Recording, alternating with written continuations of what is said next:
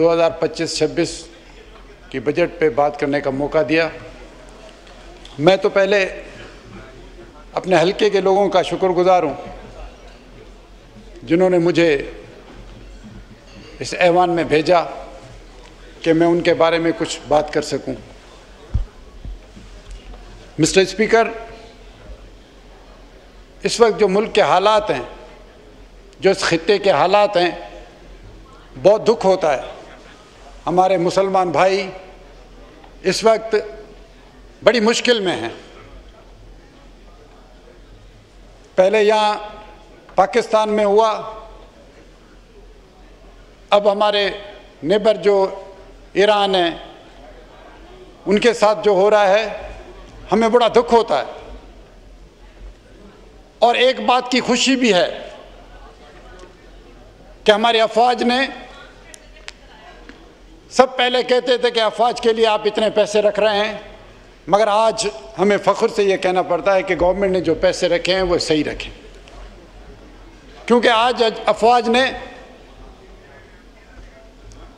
जो इस मुल्क के लिए, मैं पहले भी अपनी तकारीर में यह कह चुका हूँ कि इस वक्त अगर कोई इदारा मजबूत है, अगर पाकिस्तान में है, तो वो पाकिस्तान की अफवाज है, और कोई भी इदारा मजबूत नहीं है। हमारे सारे इदारे ख़त्म होते जा रहे हैं। और आसिफ मुनीर को जो फील्ड मार्शल का ओहदा दिया गया, ये उसके लायक था।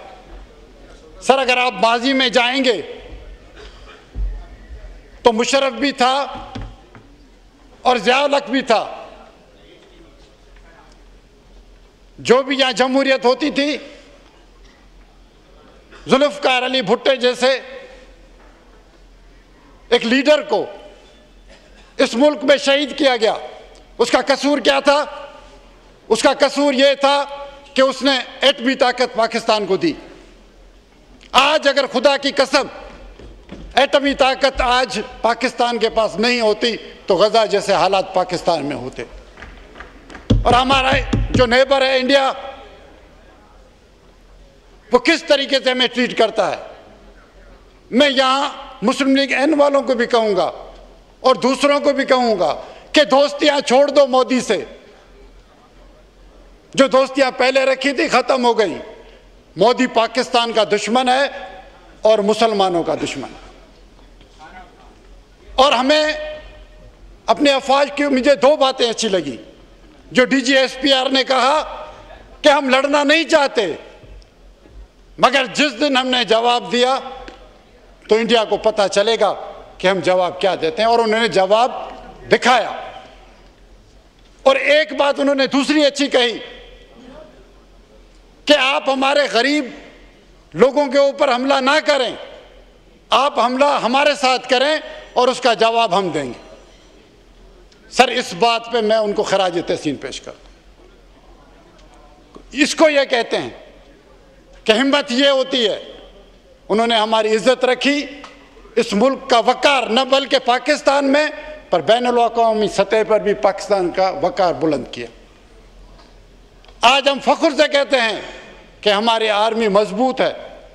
और आज मुझे दुख इस बात का होता है कि बाहर के दुश्मन को तो हम मुंह दे लेते हैं, मगर हमारे जो अपने लोग घर के दुश्मन हैं उनको मुंह कौन दे। मैं अपने सिंध की बात करता हूं। जिस हल्के में मैं रहता हूं वहां GA सिंध है। मेरे वालिद ने GM सैयद को हराया था, एक कौम परस्त रहनुमा को हराया था। वो सिंधु देश बनाना चाहते हैं। और दूसरा, वो सिंधु देश बनाने की बातें करते हैं। अरे क्या मिलेगा आपको सिंधु देश से? इन लोगों को सपोर्ट की जाती है। मुशर्रफ के टाइम पे भी सपोर्ट मिली। एक दूसरा लीडर है, मैं खुल के बात कर रहा हूं, ये पाकिस्तान का जब इज्जत की बात आती है तो हमें किसी का सामना नहीं करना चाहिए। मैं दूसरे की बात करता हूं जो आज एक लीडर है जो लंदन में बैठा हुआ है। वो कहता है कि कराची को अलग किया जाए। उसके घर से जिन्नापुर के नक्शे निकले हैं। और आज कुछ दोस्त ऐसे हैं वो कहते हैं कि कैपिटल हो कराची को, उनकी सोच बदली नहीं है, सोच नहीं बदली। पाकिस्तान को डिस्टेबलाइज कौन करता है? अपने मुल्क में ये दुश्मन करते हैं जिनके घर से जिन्नापुर के नक्शे निकले। और पाकिस्तान, हमें पाकिस्तान में रहना है। आज वो लंदन भाग गए। अरे मैं शुक्र करता हूं, मैं एमक्यू वाले भाइयों को बोलता हूं, शुक्र करो कि तुम्हें पाकिस्तान की अफवाज ने बचा लिया, वरना खुदा की कसम आज सब टेररिस्ट में होते। कराची के हालात किसने खराब किए? और आज ये कहा जा रहा है कि कैपिटल बनाया जाए। मैं कहता हूं बराबरी के हिस्सा मांगते हम, सिंध पे कोई सौदेबाजी नहीं होगी। हम पाकिस्तानी हैं, चारों सूबों को बराबर की हैसियत से देखा जाए। अगर कराची को कैपिटल किया जाएगा तो मैं याद रखो फिर लाहौर को भी होना पड़ेगा, फिर पेशावर को भी होना पड़ेगा, फिर कोयटा को भी होना पड़ेगा। ये चीज हम कबूल नहीं करेंगे। जहां भी सिंध की बात आएगी, हम पाकिस्तानी हैं। हमने पाकिस्तान के लिए उन लोगों को हराया है जो पाकिस्तान के दुश्मन हैं। हमने उनका मुकाबला किया है। मैं सलाम पेश करता हूं पाकिस्तान पीपल्स पार्टी को और बेनज़ीर भुट्टो को, जिसने पंजाब में आके शहादत देकर सिंध का नाम ऊंचा किया। मैं जुल्फ़िकार अली भुट्टो को भी सलाम पेश करता हूं कि जिसने पाकिस्तान की खातिर एटमी तवानाई को सपोर्ट नहीं की और उसको आगे बढ़ाया, मगर उसने तख्ते सूली पे खुद को चढ़ा दिया, मगर पाकिस्तान की इज्जत रखी। आज पाकिस्तानी एटमी ताकत है, तो ये क्रेडिट भी जुल्फ़िकार अली भुट्टो और पीपल्स पार्टी को जाता है। सर, हमें इस मुल्क में रहना है और हमें उसकी हिफाजत भी करनी है। हमें पहले अपने दुश्मनों को देखना है, बाद में दूसरों को देखना है। दूसरी बात, एक हमारे इलाके में, मैं आता हूं अब अपने हलके की तरफ, आरबीडीओ एक मंसूबा बनाया गया है। मुझे बड़ा दुख होता है कि 270 किलोमीटर का ये एक मंसूबा है जो 7 से शुरू होता है, ठट्टा तक जाता है। 60 अरब से वो शुरू किया गया। किसने? जनरल मुशर्रफ ने उसको शुरू किया। हालांकि बेनज़ीर उस मंसूबे को करना चाहती थी, बोले नहीं, बेनज़ीर ने तो ज़्यादा खर्च कर रहे हैं। आज वो 62 अरब वाला 400 अरब तक पहुंच गया है। हालत ये है कि हम डूब रहे हैं। और वो अब क्या है कि 2015 से वो बंद पड़ा हुआ है, क्योंकि कहते हैं कि उसमें पैसे नहीं है, नैब में केसेस हैं। 400 अरब की करप्शन हुई है। भाई करप्शन तो हुई है। अभी हमारे लोगों की हालत ये है कि आरबीडीओ को गलत डिज़ाइन किया गया। अंग्रेज़ों ने, जब फ्लड आता है तो पानी पहाड़ों की तरफ जाता है, फिर पहाड़ों से जब दरिया उतरता है तो पानी वापस दरिया की साइड जाता है। उसको रेलवे को भी अंग्रेज़ों ने बनाया और रोड को भी उन्होंने, रोड वालों ने भी उसको अपना इंजीनियरों ने उसी टाइम की जगह दी। 4, 5, 20 नाले दिए। आरबीडीओ ने 2 नाले दिए। अब वो पानी आके भरता है, जो कच्चे में लोग रहते हैं वो डूबना शुरू हो गए। कभी नहीं डूबे। 2000 पहले जब हमें याद होती, जब 70 में भी फ्लड आया तब भी डूबे नहीं, अब डूब रहे हैं। अब हम अंग्रेज़ों को भी फॉलो नहीं करते हैं। हम कुछ ना करें, सिर्फ अंग्रेज़ों को फॉलो करें, तब भी हम डूबेंगे नहीं। अब ये इंजीनियरों का हालत है। मैं गवर्नमेंट को रिक्वेस्ट करता हूं, मेहरबानी करके इस मंसूबे को एक साइड पे करें, क्योंकि सर बड़ी मुश्किल। दूसरी बात यह है कि अपना मंशूर का जो पानी जहरीला आ रहा है, सर ये इंपॉर्टेंट बात है, आप तवज्जो से सुने और हमारे मिनिस्टर भी तवज्जो से सुने कि मंशूर का पानी, वो पानी जो जहरीला है, वो दरिया सिंध से होता हुआ जाता है। सब लोग वाटर सप्लाई से पीते हैं और 100 लोग मर रहे हैं। इसका किसी को ख्याल नहीं है। इस मुल्क में पहले इन मंसूबों को देखा जाए। लोग सब मर रहे हैं और जहरीला पानी जो है ना दरिया में जाता है, वाटर सप्लाई में जा रहा है, और शहरों का पानी जो है ना वो भी दरिया में छोड़ा जा रहा है। सर लोग कहाँ जाए? हर लोग, सब लोग, गरीब लोग जो मिस्किन लोग हैं वो वाटर सप्लाई तो मिनरल वाटर तो नहीं पीते सर। सिकंदर साहब वाइंड अप करें प्लीज। सर वाइंड अप का मैं तो शुरू ही अब की है, मेरी तो अभी काफ़ी मसले रहते हैं, मेहरबानी करके मुझे थोड़ा सा टाइम दें। तो हमारे साथ बड़ा जुल्म हो रहा है, मेहरबानी करके गवर्नमेंट इन मंसूबों को देखे। और दूसरा सर, पावर हाउस जिनको जामशोरों के मुलाजमिन जो सरप्लस हुए हैं, अब वो जो हैं सेप्को में भी एडजस्ट हो रहे हैं, तो उनको मेहरबानी करके हेस्को में, तो वो बेचारे काफ़ी सालों से अपनी रिहाइश में रह रहे हैं, तकरीबन 30-35 साल से।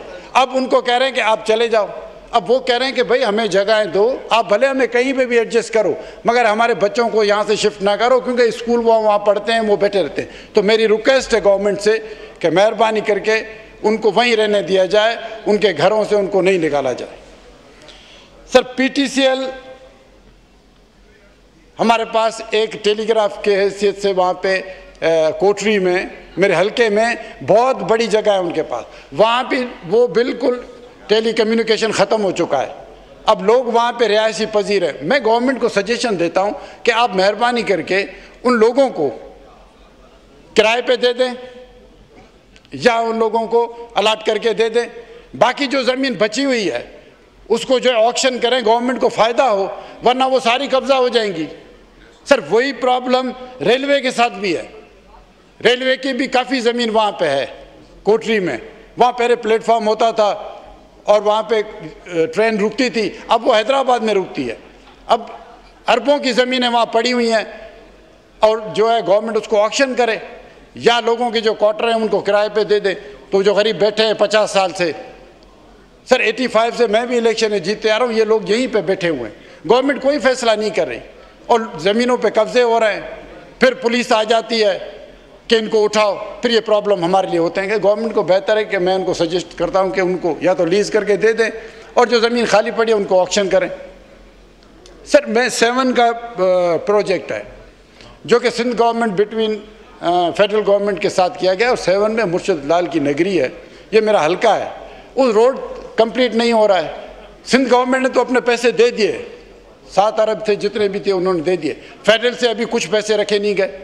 अब वहाँ एक्सीडेंट होते हैं, पंजाब से भी ज़ायरीन आते हैं, फ्रंटियर से भी आते हैं, हर सूबे से आते हैं, 100 लोग मरते हैं सर हर साल मेले पे। ये भी बड़ा जुल्म है। मेहरबानी करके 24 किलोमीटर का फ़र्क है, उसको जल्दी ख़त्म कर दें तो ये मेहरबानी होगी गवर्नमेंट की। थैंक यू सिकंदर साहब। सर ये तो अभी तो सर बहुत शुक्रिया जी, थैंक यू। बहुत लंबी लिस्ट है मेरे पास, थैंक यू। चले वाइंड अप कर लें प्लीज़, आखिरी मिनट है आपके पास। सर सोलर पैनल की बात भी मैं ज़रूर करूंगा, क्योंकि मेरे इलाके में एक एरड इलाका आता है। आपको पता है वापडा ने क्या हशर किए हुए हैं इस मुल्क के साथ। वापडा तो एक सफ़ेद, जुल्फ़कार अली भुट्टो कहते थे कि वापडा एक सफ़ेद हाथी है, वापडा किसी के कंट्रोल में नहीं। सर वाकई ये सही बात थी, हम तो उस दौर में नहीं थे, मगर अभी हम देख रहे हैं लोगों के साथ इस साल जो सर गर्मी पड़ी है उसमें जो लोगों के साथ हशर हुए हैं। और मैं बिलावल भुट्टो को खैराज तहसीन पेश करूंगा कि सोलर पैनल की वहाँ गरीबों के जो डूब गए थे उनको सोलर पैनल लगा के दिए और गवर्नमेंट ने क्या किया, उसको 18% ड्यूटी लगा दी। सर हमारे गरीब लोग जो है ना वो सोलर लेते हैं लीज पे, वो लेते हैं सालों साल, जब फसल से पैसे आते हैं फिर देते हैं, उनके लिए तो जुल्म हो गया। वो भी शुक्र है कि चेयरमैन साहब, हमारे चेयरमैन साहब ने गवर्नमेंट से बात की और प्रेशर डेवलप किया तो अब जाके 10% पे किया है। तो मैं कह रहा हूँ वो 10% भी ख़त्म कर दें, क्योंकि लोगों के साथ बड़ा जुल्म है। वापडा का तो हाल नहीं है, या तो वापडा को बेहतर करे गवर्नमेंट। थैंक यू जी, थैंक यू, बहुत शुक्रिया सिकंदर साहब, थैंक यू जी, थैंक यू जी। मोहतरम अमार लगारी साहब।